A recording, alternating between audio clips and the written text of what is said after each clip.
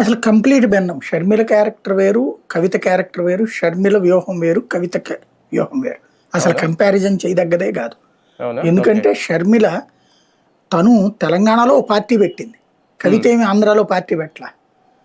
తెలంగాణలో తెలంగాణ కాంగ్రెస్ వైసీపీ ఏది తెలంగాణ రాజశేఖర రెడ్డి పార్టీ అని పెట్టింది, వైఎస్ఆర్టీపీ అని పెట్టుకుంది. అక్కడ అదొక ఫెయిల్యూర్ ఫార్ములా.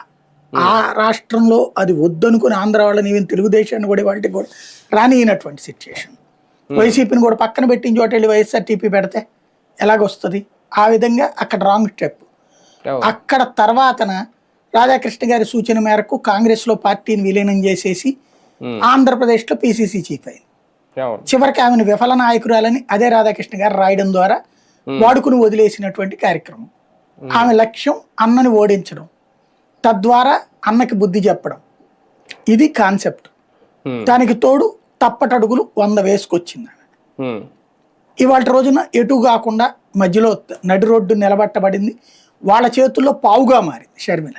తను చాలా మేధావిని అనుకునేటటువంటి క్రమంలో జరుగుతుంది. అయితే ఇక్కడ ఈమెది కంప్లీట్ డిఫరెంట్ ప్యాటర్న్. ఈమె ఏంటంటే అక్కడ రాజశేఖర రెడ్డి బతికున్నప్పుడు పార్టీ పెట్టల షర్మిల కానీ జగన్ గారు.